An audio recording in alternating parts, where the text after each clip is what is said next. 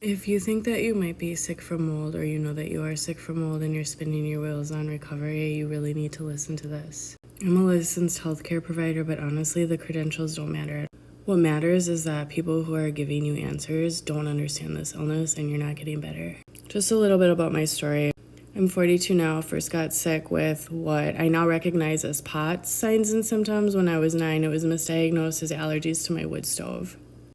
Over the years, I had different symptoms in different houses. I did move around a lot as a kid. I had depression, anxiety, constipation, GI issues, everything that I considered, or everyone would just consider, kind of like normal everyday health stuff. I never identified as a chronically sick person. I never thought that I was like a sick girl. Moved into an apartment about 7 years ago, and shortly after, my husband and I started fighting a lot. Stumbled upon a podcast about mold making people fight, and I was like, no, that's not a thing. Could that be why we're fighting? There is a mildew smell under the dishwasher. But the kicker here is figuring out that mold is your root cause is really just the beginning of the problem. Because as soon as you figure it out, you have everyone under the sun trying to sell you a test, a supplement, a cure. And what you need is to figure out where it's in your house and get it out. And a lot of remediation companies are not removing it. They're fogging it. They're encapsulating it. They're dry blasting it off the attic rafters and leaving the roots right there. That's going to go back as soon as it gets hot and humid again. So I'm telling you, still sick is always still exposed. If you're not really that sick, you can squeak by for years and years and years, using supplements that do alleviate some of the problems or medicines that take the edge off. But if you get to the point like you're bedridden, which I did, which happened, so it happened after I figured out mold was making me sick, because I didn't understand mold illness. And that's the whole entire point of this, is it's so confusing. Everything that everyone says about it is wrong. What do I mean by that? Reactions to mold cause immune system activation, which feels like anxiety. And a lot of people are saying this anxiety is actually their trauma. And healthcare providers are selling the crap out of this narrative. And if you want to believe that you're forever traumatized and you can never get better because you have trauma, that's fine. Be my guest. I'm not fighting you on that. But if you're one of the few people who's like, you know what? I've been through hell and back and I've survived and I'm not traumatized and something is wrong and no one can help me figure it out, then this is for you. When you are residually exposed to mold, you will have warning signs. This is your mold radar. A very strong one is anxiety. Another one is nerve tingling in your face, forehead swelling. People have different radar reactions. But healthcare providers don't know about the mold radar, and they don't know what the mold radar means. They don't know how to tell you how to use it to get better. So instead of explaining all this to you, they're selling you supplements for your stomach ache. They're blaming you for making yourself sick from your diet, causing histamine reactions, instead of explaining how MCAS is actually the primary sign of mold hypersensitivity. And when these things aren't addressed properly and you just try to use medicine and herbs and you don't address the environment, in a bad enough exposure, it will totally disable your life. And in a immediate to moderate exposure, maybe you'll just have chronic and physical upset of your body and emotions. And this ties back into the trauma, because people don't know that being exposed makes them actually crazy and they act like psychos. And then they're like, oh, I just did that because I was traumatized, because that's what people are saying. People who don't have a mold radar and don't know all the things that a mold radar can do and all the ways that it can affect you really have no business guiding on mold hypersensitivity, because it's just misguidance. There's no way that it can't be.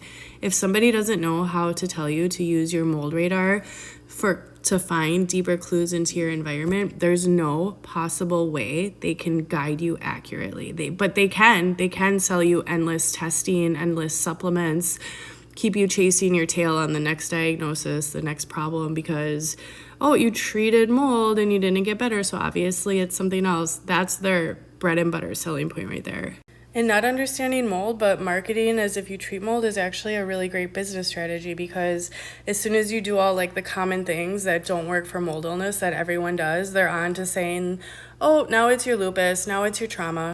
The mold radar is everything. It's everything important to healing. You can't blame your body for an environmental exposure. This is not genetics. The genetics people are another one that need to sit down and just listen for a second. I don't care if you have the MTHFR genetic mutation. I have so many stories about how I used to work for a clinic where the owners scam people on supplements for that. It's crazy. You guys, wake up! Ah! Okay, sorry, that was a little over the top. But I actually did not like this lady because she was like always scamming people. Every single week they'd come in for a new treatment and they'd be on new supplements because what she gave them last week didn't work. Anyway, so I don't care if it's the MTHFR gene mutation. I don't care if it's the CIRS gene mutations. I have both CIRS genes that makes me like unable to detox mold. My husband has none of them and we both are mold sick. We both are mold reactors.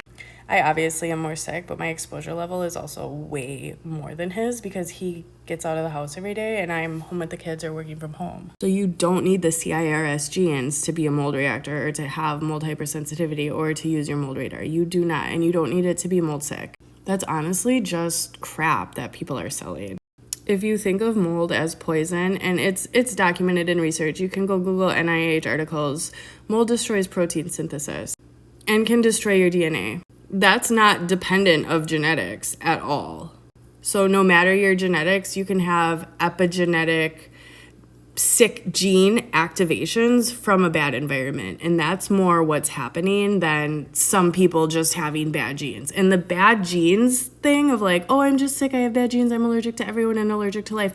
Keep that attitude if you want to stay sick forever, but seriously reevaluate your whole entire life if that's actually what you believe and you want to get better. And so many narratives around health are playing into that victim mentality. People are making health sickness, their whole entire identity. And when you guys do that, you guys are getting reputations among very specifically male healthcare providers that you're totally neurotic. And I don't care how nice and smiling these guys are to your face, they are making fun of you in the Facebook groups, talking shit about you, calling you guys controlling, saying you're too sensitive, but it's just your neuroticism. They are literally behind the scenes about you, reinventing the hysterical woman because they're so egotistical, thinking that their medicine and their skills can fix everything because they don't understand environmental illness. I'm in these groups. These are my peers. These are my professional peers, and this is how they talk. I'm telling you. And it's the most successful ones with the best reputations patient-wise that are the absolute worst. But you know what they're the best at? Smiling in your face and lying. And the people who are telling you it's your diet, as someone who 6 years ago could only eat 3 foods and can now eat anything, I am personally telling you, your diet didn't cause this. There's an exposure that you're not understanding or that you're missing that's affecting your GI system and your immune system. If you were not born allergic to some foods and you've acquired a sensitivity later through life, that's not your diet's fault. That's something's like messing with your immune system and how your body's responding. Mold illness is one of the most difficult, the most difficult thing I've ever had to navigate in my whole entire life. I had to fight wars against every single person that I loved, almost to the death it felt like at times, for them to believe me, for them to understand me, for them to realize like I didn't just turn crazy overnight, like something in the house is making me this way and we can turn it off if you guys would just listen to me about the exposure and we can like work on fixing the exposure. And after a few years, that's what we did relentlessly until I got my health back. And I'm probably healthier now than I was at 9 years old. And the reason I say that is because I don't have POTS symptoms anymore.